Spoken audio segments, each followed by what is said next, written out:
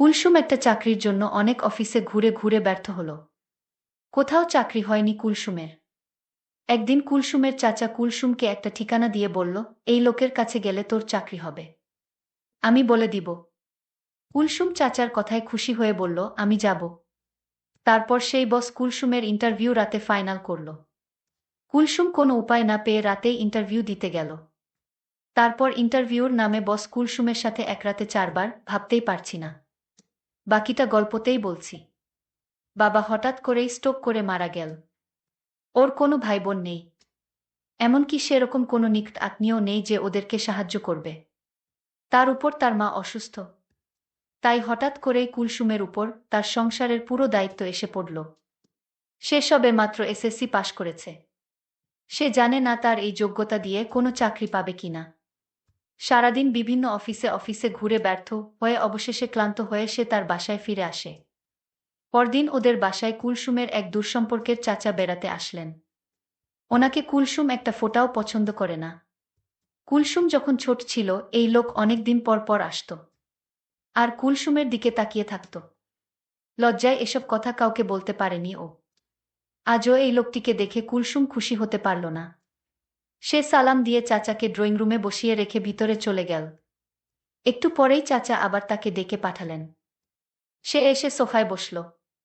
অনেক দিন পর কুলসুমকে কাছ থেকে দেখতে পেল ওর চাচা সিরাজ উদ্দিন। শুনলাম তুমি নাকি চাকরির চেষ্টা করছো।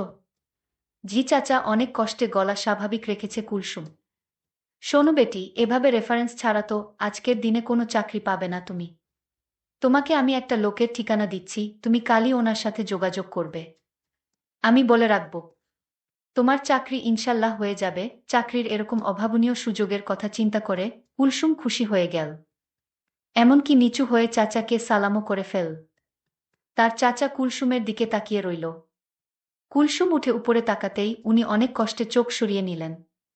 বড় হওয়ার পর কুলসুমকে অনেকদিন পরে দেখে চাচার মাথা খারাপের মতো অবস্থা হয়ে গিয়েছিল। কুলসুমের মতো একই সাথে এরকম মেয়ে সচরাচর দেখা যায় না। পরদিন সকালে কুলসুম ঠিকানা অনুযায়ী উত্তরার একটা অফিসে গিয়ে দিদার নামে ওখানের ম্যানেজারের সাথে দেখা করল। কুলসুমকে এক নজর দেখেই দিদার চমকে উঠল। এদেশে এখনো এরকম মেয়ে আছে। সে নিজেও অনেক সুন্দর। বহুদিন কানাডায় ছিল সে। মেয়েটি দেখতে একদম কানাডা দেশের মেয়ের মতো। কুলসুমকে দেখে ওর তাদের কথা মনে হয়ে গেল। নিজের দেশেই যে এমন সুন্দরী মেয়ে আছে তা তার ধারণা ছিল না। মনে মনে সিরাজ সাহেবের চয়েজের প্রশংসা করল সে। মুখে বলল, সিরাজ উদ্দিন তোমাকে পাঠিয়েছেন। তো মনে করো চাকরিতে এক পা দিয়েই রেখেছ, তবে তোমার নিজেকে প্রমাণ করতে হবে, বুঝেছ? জি স্যার, কুলসুম নত মুখে বলল। ভালো, তোমার মতোই মেয়ে আমাদের অফিসে দরকার। তোমার মতো মেয়ে অনেক দিন যাবৎ খুঁজেছি, পাইনি। আজ পেয়েছি। আমি আশা করি তুমি অফিসের কাজ খুব সুন্দরভাবে করতে পারবে। তাহলে আজ সন্ধ্যায় আমাদের হেড অফিসে চলে এস, ওখানেই তোমার ইন্টারভিউ হবে। সন্ধ্যায় ইন্টারভিউ? কুলসুম অবাক হয়ে যায়। আমাদের কোম্পানি সময়ের মূল্যতে বিশ্বাস করে, তাই অফিস টাইমে ইন্টারভিউ নিয়ে সময় নষ্ট করা হয় না। কোনো আপত্তি আছে তোমার? না স্যার, ওকে দেন, এই নাও ঠিকানা। ঠিক 7টার মধ্যে চলে এসো। কুলসুম ঠিকানা লেখা কাগজটা হাতে নিয়ে বের হয়ে আসে। সে দিদার সাহেবের ব্যবহারে খুশি হয়েছে। অন্য যতগুলো অফিসে সে গিয়াছে প্রতিটাতেই অফিসের বসকে অভদ্র বলে মনে হয়েছে। কিন্তু দিদার সাহেবকে তার ভদ্র বলে মনে হয়েছে। লোকটিকে ওর খুব ভদ্র বলে মনে হলো। কিন্তু সে আসলে ভদ্র নয়, সে আরও জঘন্য। সন্ধ্যায় খুঁজে খুঁজে উত্তরার অভিজাত এলাকায় এক বিশাল বাড়ির সামনে এসে দাঁড়ালো কুলসুম। দারোজান গেট খুলে ওকে সোজা 4তলায় চলে যেতে বলল। 4তলায় এক বিশাল ড্রয়িং রুমে ঢুকে কুলসুম দিদার সাহেবকে দেখে চিনতে পারল। ওনার সাথে অন্য একজন অপরিচিত লোক ছিল। সে দুজনকেই সালাম দিল। কিন্তু দুজনের কেউই জবাব না দিয়ে বলল, এত সম্মান করতে হবে না আমাদের। দিদার সাহেব যেন হঠাৎ সম্বিত ফিরে পেয়ে তাকে বসতে বলল। উনি হচ্ছেন আমার পার্টনার জসিম। দিদার কুলসুমকে অন্য লোকটার সাথে পরিচয় করিয়ে দিল। কুলসুম সোফায় গিয়ে বসতেই জসিম উঠে এসে ওর পাশে একেবারে পাশে বসল। দিদার, আপনি ঠিকই বলেছেন।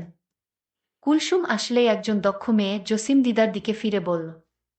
কুলসুম কিছুই বুঝতে না পেরে ফ্যালফ্যাল করে তাকিয়ে রইল। জসিম আবার কুলসুমের দিকে ফিরে তাকাল। জসিম তার বাজে আচরণ করার চেষ্টা করল। এসব দেখে কুলসুম চট করে উঠে দাঁড়াল। কি করছেন আপনারা এসব?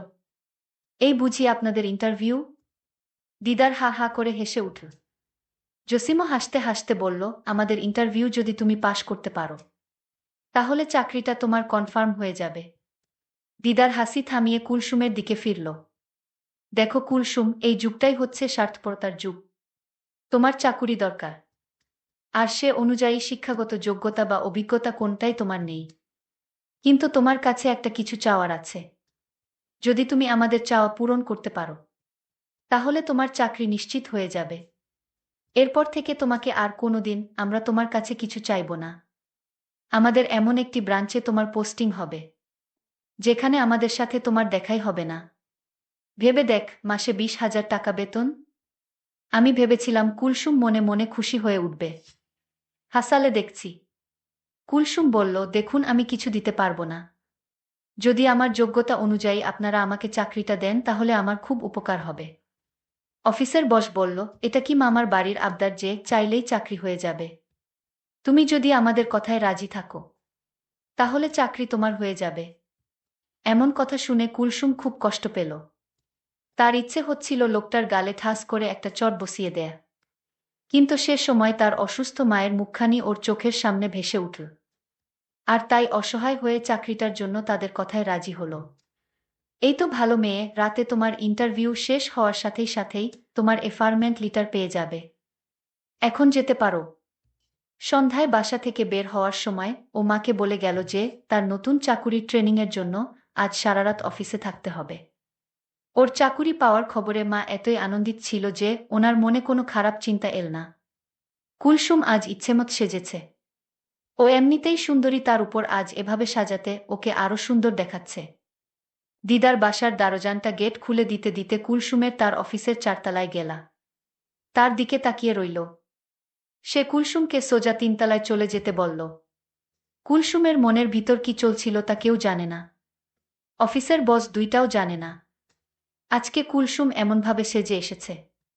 তারা কুলসুমকে দেখে অবাক। কুলসুম আজ মনে মনে সিদ্ধান্ত নিল যে করে হোক চাকরিটা আমার চাই। তারপর বস্তুটিকে এমন করব সারা জীবন আমার কথা মনে থাকবে।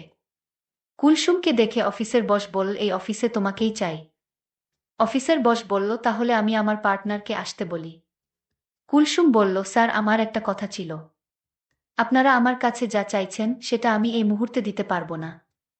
আমাকে একটু সময় দিতে হবে। বস আমার কারণ জানতে চাচ্ছে কি কারণে এই মুহূর্তে হবে না। আমি বলেছিলাম, দেখুন আমার মা খুব অসুস্থ, আজ আমার বাড়িতে যেতে হবে। এমনও হতে পারে মাকে আজ হাসপাতালে নিয়ে যেতে হবে। বস বলল, তুমি আজ রাত এখানে থাকো, আমি তোমার মাকে হাসপাতালে নিয়ে যাওয়ার ব্যবস্থা করছি। আমি বসকে বললাম, আপনার ব্যবস্থা করতে হবে না। আমি বাড়িতে মায়ের অবস্থা বুঝে তারপর মাকে হাসপাতালে নিয়ে যাব। বস বলল, ঠিক আছে, আমি তোমাকে আজকের দিনটা সুযোগ দিলাম। কাল রাতে তোমার আসতে হবে। যদি কাল না আসো তাহলে তোমার চাকরিটা মিস হয়ে যাবে। ঠিক আছে স্যার, আমি কাল রাতে আমি আসব। আমি বাড়িতে গিয়ে দেখলাম মা খুব অসুস্থ। আমি মাকে নিয়ে দ্রুত হাসপাতালে গেলাম। ডাক্তাররা মায়ের পরীক্ষা করে দেখল মাকে সুস্থ করতে হলে সর্বনিম্ন 5 লাখ টাকা খরচ হবে। আর যদি সেই টাকা 24 ঘন্টার ভিতরে না দিতে পারি তাহলে মায়ের চিকিৎসা হবে না, আর মাও বাঁচবে না। আমি এখন এত টাকা কোথায় পাব? আমি মহাচিন্তায় পড়ে গেলাম। আমি কি করব বুঝতে পারছি না। আমার আপনজন বলতে কেউ নেই। আমি এখন কি করব?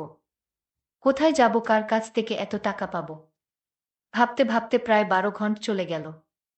আমি ভাবলাম আমি অফিসের বসের কাছে যাব, কারণ তাদের তো টাকার অভাব নেই। তারা আমাকে টাকা দিবে। কিন্তু 5 লাখ টাকা তারা কি আমায় দিবে? আমি তাড়াতাড়ি অফিসের স্যারের কাছে গেলাম। অফিসের বড় বস আমায় দেখে আমার দিকে অন্যরকম দৃষ্টিতে তাকিয়ে রইল। আমি কিছু বলবো সেই সুযোগটা আমায় দিচ্ছে না। আমি বললাম, বস আপনি এভাবে কি দেখছেন? বসের হুঁশ ফিরল। আমি বসকে বললাম, আমার টাকার দরকার। 24 ঘন্টার ভিতরে আমি যদি কাউন্টারে টাকা জমা না দিতে পারি তাহলে আমার মাকে বাঁচানো যাবে না। আমার পৃথিবীতে আপন বলতে কেউ নেই।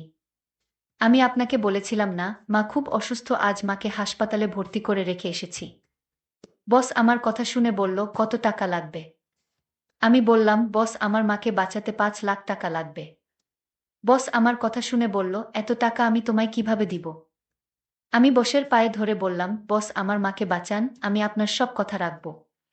24 ঘন্টার ভিতরে টাকাটা জমা না দিতে পারলে আমার মাকে বাঁচানো যাবে না। আর তাই বলছি আপনি একটা কিছু করুন। বস বলল, ঠিক আছে আমি টাকা দিব এবং তোমার মায়ের সমস্ত চিকিৎসার খরচ আমি দিব। কিন্তু তার বিনিময়ে আমি যা চাইব তাই কিন্তু তোমার দিতে হবে। আমি বললাম, বস আপনি আমাকে একবার বিশ্বাস করুন, আমি আপনার কথা রাখব, কিন্তু আমার মাকে তাড়াতাড়ি বাঁচান। 5 লক্ষ টাকা কাউন্টারে জমা দিতে হবে। ঠিক আছে, তুমি কোনো চিন্তা করো না। চলো আমার সাথে। বস আমাকে নিয়ে হাসপাতালে চলে আসলো। কাউন্টারে 5 লক্ষ টাকা জমা দিল মায়ের চিকিৎসার জন্য। টাকাটা জমা দেওয়ার সাথে সাথে মায়ের চিকিৎসার কার্যক্রম শুরু হয়ে গেল। আমি বসকে বললাম, আপনাকে কিছু বলার ভাষা আমার নেই। আপনি যা চাইবেন তা পাইবেন যদি আমার কাছে থাকে। বস আমার কথা শুনে খুশি হয়ে বলল, আগে তোমার মা সুস্থ হোক, তারপর দেখা যাবে। এভাবে 1 সপ্তাহ কেটে গেল। আমার মা নতুন জীবন ফিরে পেল। আমার মায়ের জ্ঞান ফিরা মাত্রই মা আমাকে জিজ্ঞেস করলেন, তুই এত টাকা কই পাইলি মা? আমি বললাম, মা আমার অফিসের বস আমাকে টাকাটা দিলেন, আমি না হয় চাকরি করে পরিশোধ করে দিব। মা বলল, তুই চাকরি করে এত টাকা পরিশোধ করতে পারবি? এই মুহূর্তেই বস আমার মাকে দেখতে এলো। মায়ের জন্য অনেক খাবার নিয়ে আসলো। আর বলল, আন্টি আপনি কোনো চিন্তা করবেন না, আমি আপনাদের পাশে আছি। যখন যা প্রয়োজন আমার কাছে বললেই হবে, আমি দিয়ে দিব। আমার মা তখন কান্না করে বসকে বলল, আমার জন্য তুমি যা করেছ তার ঋণ আমি কিভাবে শোধ করব? বস বলল, এ নিয়ে আপনার চিন্তা করতে হবে না। আজ আপনাদের ছুটি, আপনি এখন বাড়িতে যেতে পারবেন। আমি ডাক্তারের কাছ থেকে আপনাদের ছুটি নিয়ে এসেছি। আর আপনার 1 মাসের ওষুধ কিনে দিয়েছি। আমি মনে মনে চিন্তা করতে লাগলাম, আমার অবস্থা কি হবে? বস যে কিসের লোভে পড়ে এত যত্ন করছে মাকে তা তো আমি জানি। আমার তো খবর হয়ে যাবে। বস আমায় বলল, কি চিন্তা করছো? এখন আর কোনো ভয় নেই, তোমার মা সুস্থ হয়ে গেছে। কাল তুমি আমাদের অফিসে এসে ইন্টারভিউ দিবে। আমি বসকে বললাম, আমার আর ইন্টারভিউ লাগবে না। আর বাহানা করার দরকার নেই। আপনি যা আশা করছেন তা আপনি পেয়ে যাবেন। আর আমি চাকরিটা পেলে আপনার টাকাটা পরিশোধ করে দিব ধীরে ধীরে। আমি জানি এত বড় উপকার কেউ আমায় করবে না, কিন্তু আপনি আমায় করলেন। আমি টাকা পরিশোধ করলেও আপনার ঋণ আমি কোনোদিন দিতে পারবো না। বস বলল, ঠিক আছে আজ রাতে অফিসে চলে এসো। আমি বললাম, ঠিক আছে আপনি যান, আমি আসব। আমি বুঝতে পারছিলাম আমার সাথে কি ঘটবে, কিন্তু আমার এছাড়া কোনো উপায় নেই। আমি রাতে মাকে ওষুধ খাওয়ায় আমি মাকে বললাম, আজ রাতে আমি ফিরতে পারবো না, কারণ অফিসে অনেক কাজ আছে।